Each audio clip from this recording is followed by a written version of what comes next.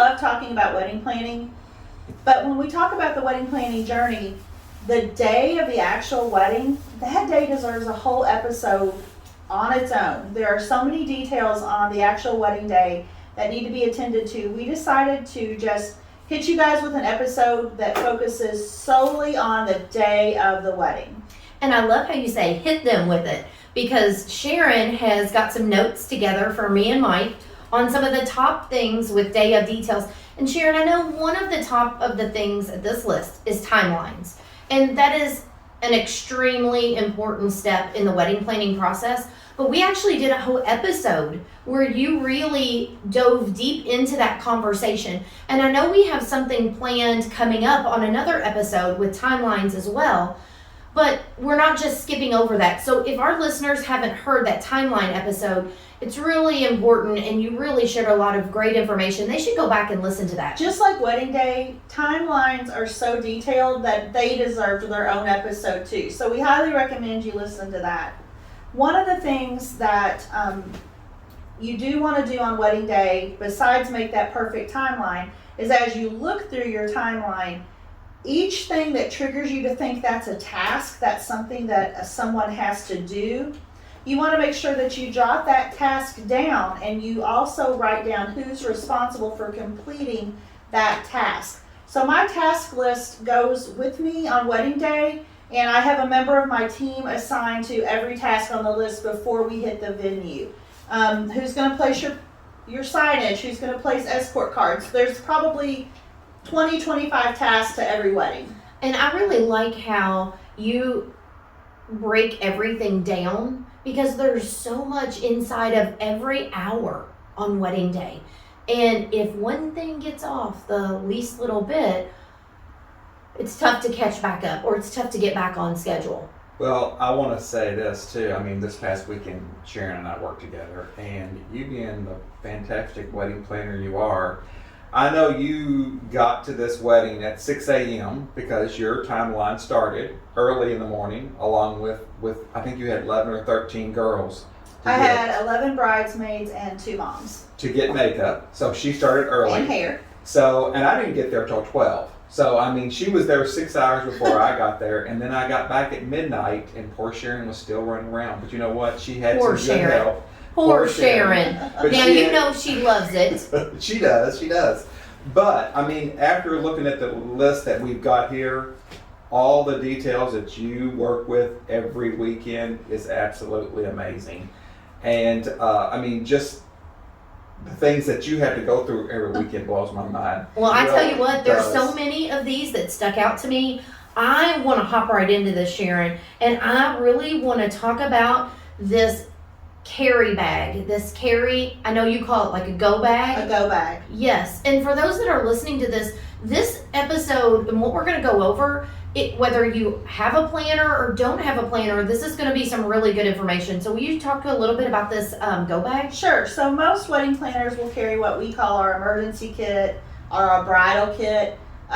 Things that are in there, and again, this could be an episode itself. We can sew you into your dress. We can fix your makeup. You know, We've done that before. We have. Check. There's Check. there's probably a Band-Aid, that kind of thing. But a go bag, I ask each bride to carry that, and I have a little list of things that are included. But that's a more personal bag for her. So if she has prescription medicines that she takes on the daily, those should be in there. If she has an EpiPen, or she has asthma and she requires an inhaler, those kind of things should be in there. Maybe she wants to wear her favorite shade of lipstick, and that should be in there. A favorite perfume. So just a little small bag. I try to give it to them in their 1 month out bridal gift that I give all my girls. But something that they can carry that has more individual items that are personalized for them is your go bag. And usually you give that to your planner. If you don't have a planner, I would give it to my maid of honor. So someone who's with you all day has those items for you. I have a question. Would you be willing to share that list, that short list for the personal go bag? Sure. Where we could put it in the show notes for those who may want to download that? Sure, it might be TMI, but we'll try it. But you know what though? When that's going to come up, is when you're already there That's exactly right. and you're going to need something. So I think being able to glance over a list, I think that could be really helpful. Sure. I'm going to tell you, Sharon, you have so much great stuff on here, but Mike, Well, one thing that caught my eye, since I'm not there all day long, when I got there that night, there was a few things going on. There was food, leftover food. You've got to have somebody designated to be in charge of getting that out of there. All the leftover flower arrangements, you've got somebody to take care of that. And usually, don't you have one person take care of different things instead of one person doing it all? Yes, if you have one person doing it all, for one thing, it's not fair. It's just too much work. And the other thing is, those things might all be going different places.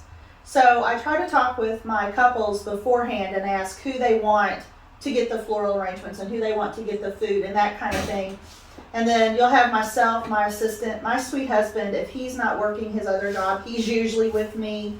And we kind of all, one takes food, one takes cake, one takes flowers, and we just try to get it done as quick as we can to go home because we're tired. I know this weekend too, the bride supplied or the bride's mother supplied all their own chargers. Thank you for that, Mike. That was Mike got to be on the Sharon team this weekend. That was an experience. Especially with the wonderful family members that had a little bit too much to drink, but we got them in their cars and stuff. But that's still another detail that you have to take care of. Yeah, anything that the couple brings in, we have to take out. well, and you're talking about food and all of this other stuff with decor, where maybe sometimes these engaged couples are just thinking about the gifts and the card box or card stand, whatever they're using. But there could be a whole lot more to that. But the other thing too, Sharon, is your stuff that you brought in, like your clothes that you had on, your shoes that you had on. Then there's a lot to think about when you're talking about gathering everything. So on every wedding day, we have what we call the bridal lounge tornado. You can go into any room where a bridal party's gotten ready, and it is a hot mess. So that's one of the things on that task list is who's going to be responsible for gathering up the personal items that belong to the couple. What I usually do is I schedule a time in my timeline where it says bridal party, please gather personal items, to where they've got everything in a bag. If they're staying in a hotel or somewhere, they take that back to their room. But for the bride, I actually take that on. So like this weekend when I dressed my bride, everything she was wearing just was left in a pile on the floor. And then my assistant, God bless her, she went up and got all of that together and put it in a bag for the bride and made sure that it was taken care of. As far as gift and cards, that's something that is super important because unfortunately there are cases where cards disappear. So my rule of thumb is a half hour into cocktail hour, cards are picked up. And then an hour into the reception, cards are picked up again. So that's on the task list, and they are given either to a person that the couple tells me they want to have their cards, because there's money in those cards. Or like this weekend, the bride's parents gave me their room key. We were at a venue attached to a hotel, and I took those cards up to their room and put them in the safe. Oh, that's a really good idea. Mm-hmm. And then gifts, during the reception, my assistant got a cart and loaded all their gifts up and also took those to the bride's parents' room. That's a really great idea, especially if you've got a place that you're staying that's connected. Yeah, that's a big job for you. To take off of the family they don't have to worry about. I just don't like cards to lay out through a whole reception because honestly, it's disaster waiting to happen. So if you don't have a wedding planner, then designate someone in the family that Not you in trust. the bridal party. Correct. Because they're going to be too busy. Yes, Yeah. but designate someone to maybe they load them up in their vehicle, whatever they do, but they take on that responsibility of getting that stuff. Or a lot of couples now get card boxes that lock. So they have an actual key. And if you have that, then it's not as big a worry. But you know what? I've done a wedding about 3 years ago that the whole box disappeared. Yeah. Just to throw that out there. Wow. Yeah. Well, I'm going to tell you, Sharon, something else that caught my attention on this. Tell me about this bride sequestered. So it's kind of one of my unbreakable rules on wedding day. Some things I can flex on, but I really, really feel like every bride, and again, it's her day. If she absolutely refuses, she refuses, but I've never had one do it. They need a minute. Because like Mike said, we started hair and makeup at 6 a.m. on Saturday. Wedding was at 4:30. So that bride's been going all day. She's had someone in her face all day. She's had me. She's had a makeup artist, a hairstylist. She's had her friends wanting her to stop and take pictures while she's getting ready. Photo and video came at noon. We had those people. She was photographed the whole time she was putting her dress on. There's just been somebody right on them all day. And, you know, as much as we try to make this a party and a big event, we're getting married. You know, it's a very important, special time, that ceremony.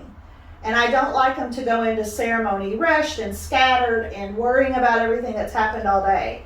So I usually schedule about an hour to 45 minutes out from ceremony, a time for my bride to use the restroom, which there are tips for that. We'll talk about another time. Use the restroom. Not in this episode, yes. Freshen up their makeup. A lot of times they've had lunch and their lipstick's worn off, and, you know, freshen up. And then I find some place to take them where they are either completely alone or they tell me one person they want to be with. It's usually their mom. And I just let them have like a half hour after they've, you know, freshened up to just gather their thoughts, because I want them to get the importance of that ceremony. I just don't want it to be one more task. Well, talking about that, you've got on here too the first look. What's the pros and cons of, you know, how far out do you do the first look? You said you take her about an hour and a half before the wedding. But if you do that, I first take the look, bride about 45 minutes to an hour before. The first look, this weekend we got married at 4:30. Her first look was at 2. Do you like first looks or not like first looks? So I could argue it either way, honestly. The pros are you get a lot more pictures done before the ceremony. So you have less to do after the ceremony, and it kind of gets, if you want to go to cocktail hour, it frees you up to be able to go to your cocktail hour. But if you don't care about going to cocktail hour, then you can use that time to take all the pictures you need. I'm still old school, and I love moments on wedding day. I know what she's getting ready to say. And I love that moment when that groom just melts and she takes that first step down the aisle. So a lot of my couples, they want that first look. And I try to make it as private for them as I can. And, you know, we find a really special place to do it, but it's not that walking down the aisle first look. I do love a great first look with dad. I have a bride this weekend. She's doing a first look with her dad and a first look with her brother. I think those are awesome, but I don't know, that bridegroom, I just like that aisle. I agree with you. Well, the other thing, Sharon, since we're talking about pictures and first looks, is I think this is a great tip, and I don't think people think about this ahead of time. Who you want to be in pictures, like the special pictures, whether it's a group of family members, but I'm assuming what you're talking about here is them being notified, not, oh, go find these 5 people, go find these 10 people, letting them know ahead of time, I'm going to include you in my pictures, so will you please stick around? What I like to do is have the bride and groom give me a list of everyone that they would want in photos.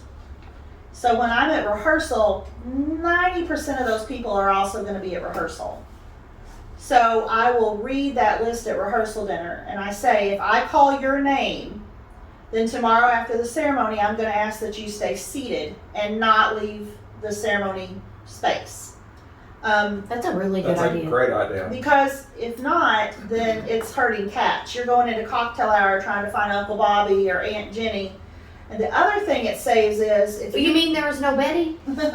no, Betty always makes it into our Betty's episode. Mike's person. Betty's in the basement. Betty's in the Oh my basement. goodness. Make their own floral Oh, we're arrangement. gonna have to do the disclaimer. But again. if you Go just ahead. let a photographer, if the photographer just stands up and says, all family needed for pictures, please stay, you're going to have people staying that you did not mean to be in those pictures. It's just more confusion. So do you work with a photographer on that? You give him the list before too, so they all know what's going on? Most wedding photographers that are experienced wedding photographers have their own shot list that they give the couple, and the couple fills that out.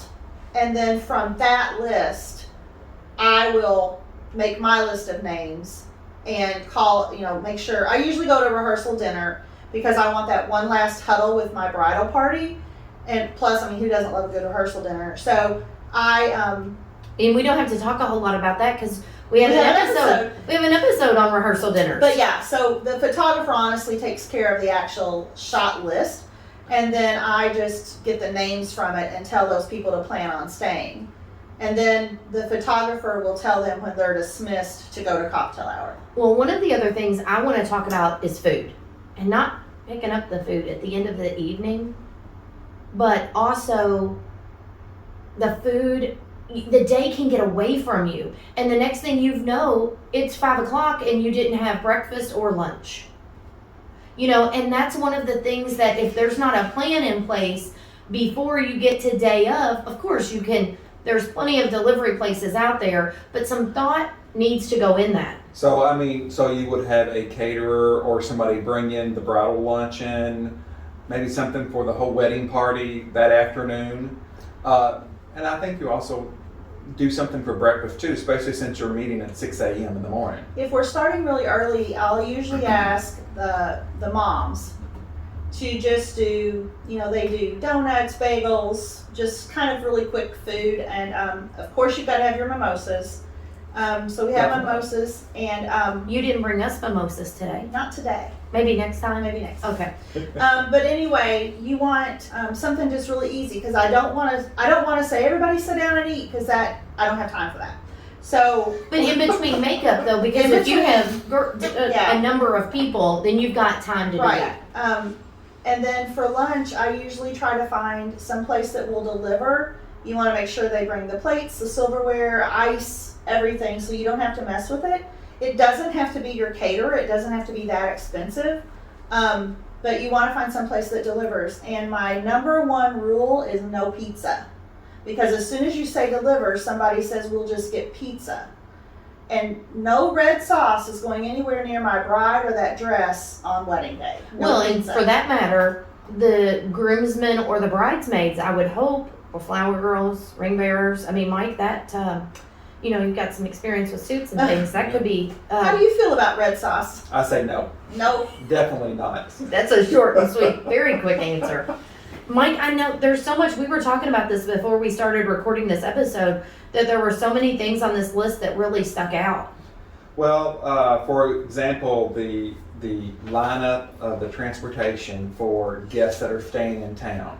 So, the hotel may have their own shuttle that transports them back and forth, or the bride may, hire a transportation person to do that. Is that an easy task to do, or do you work with them? If we hire transportation, it's easy, because yes, I'll work with them, and if you don't have a planner, this is something you can do. But you just Google how far it is from wherever you're staying to the venue where you're taking your guest. And once you do that and you see how much time it takes, you add 15 minutes to that. Because in case there's traffic, or I had a case back last year, someone's aunt went to the bathroom and the bus left her because she was on the bus and she got off the bus to go to the bathroom, and the bus left her. So my husband ended up driving her in his truck, unplanned, 45 minutes to get her to the church. So you want to make sure you know how many people are supposed to be on the bus. This was a lesson learned the hard way.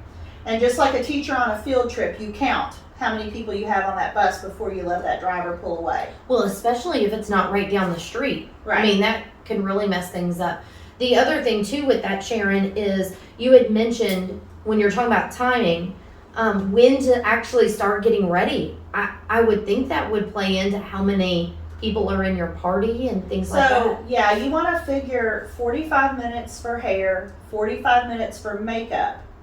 So that's an hour and a half per lady, except for your bride, and she gets 2 hours because she needs an hour for makeup and an hour for hair. How many people did you have this weekend? I had I thought I two. saw 4, but maybe I there had were 2 makeup artists and I had 2 hairstylists, and you want every one of them with somebody in their chair the whole time. If I look and a chair's empty, it's who's next, get in there, get going. It's really important because the time can really add up. And if you want to know more about specific with timeline and stuff, you talked a lot of details about that in that timeline episode. But I thought that was really an important note about when to get ready. Don't short yourself because then you cut into everything else. A lot of times when I send a timeline out, people balk at it. They're like, there's no way it's going to take us that long. There's no way.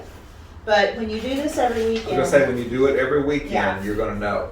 Now, talking about the lineup of things, and when it comes to DJ, does the DJ run the reception, or are you telling the DJ how to, in order what to do things? Does he kind of take control of that? I really like to think of us all as just every vendor is just part of an amazing team. So we meet with our DJ about a month out, and I've sketched out the timeline based on what the bride told me, what order she wanted. Does she want to do her first dance before she eats? Does she want to do parent dance? Just those kind of things. And then we sit down with the DJ, we go over all of that, and while he will work from my timeline, that DJ is a professional at what he does, and I certainly couldn't do his job. So at that point, he's in charge of the reception, and I will go to him if we need to change something. So you kind of have to be ready to punt. Say the caterer says, man, dinner's running about 15 minutes late, the food's not warm enough yet. Then I might go to the DJ and say, is it okay with you if we move the parent dances that were going to be after dinner to before dinner? Just those kind of things. But my experience has mostly been that, it's just a big team and we all work together. So it's not really one person's in charge. It's just kind of one person puts a plan together.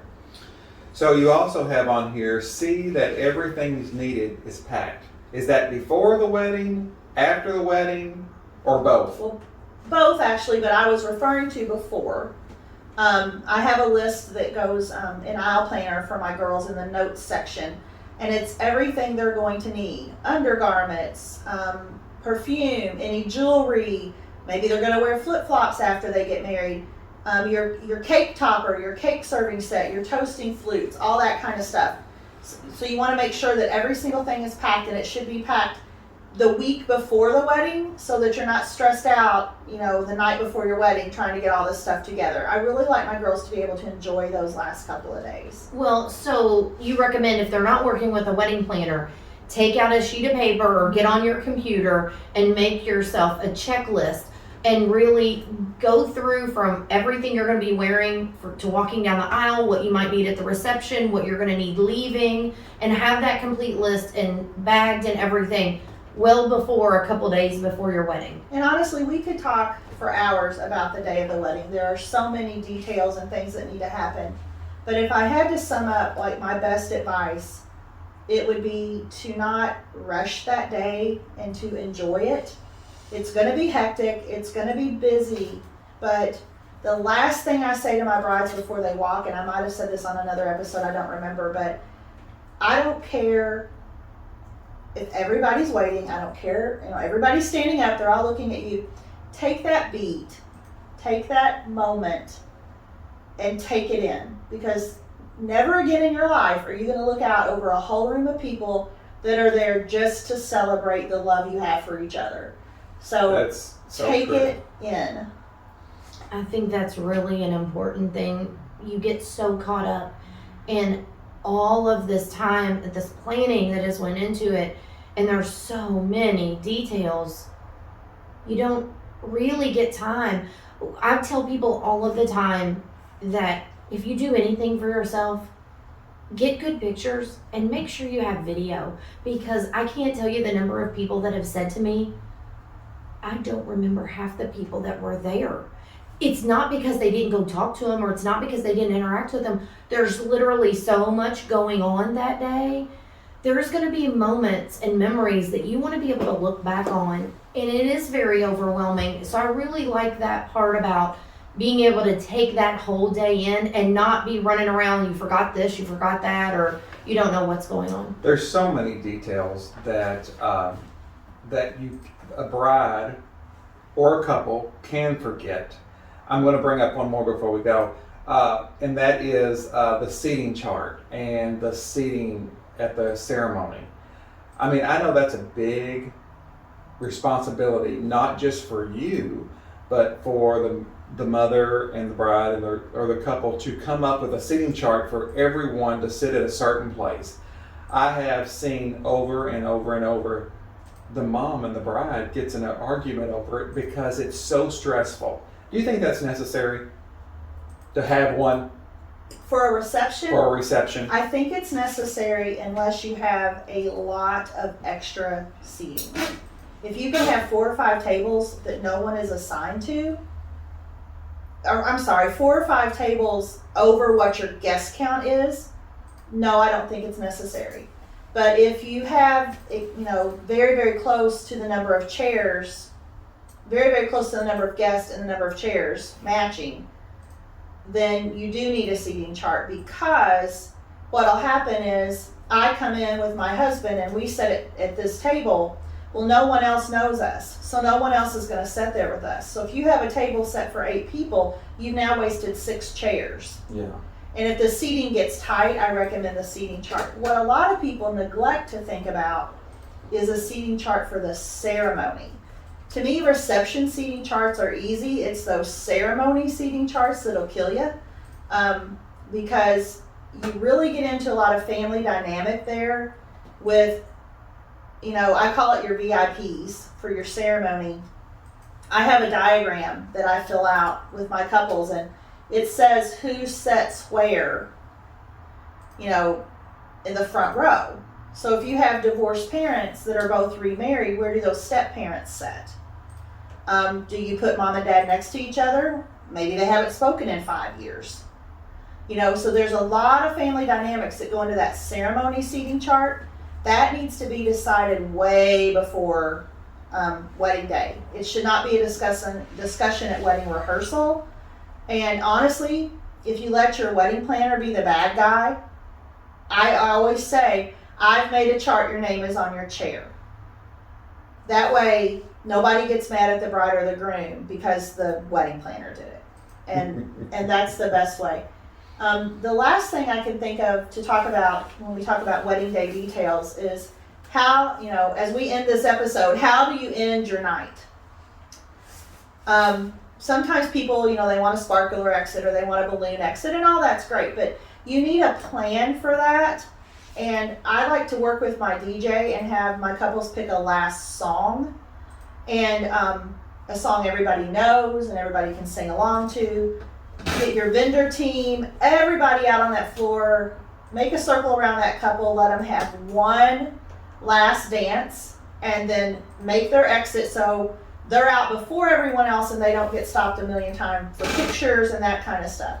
Another thing that's really coming into play lately that I'm kind of falling in love with is after all the guests have gone and your vendor team's there picking up, let that DJ play one more song and bring them back in, just the 2 of them, and let them have a dance that's just the 2 of them. I love that idea too.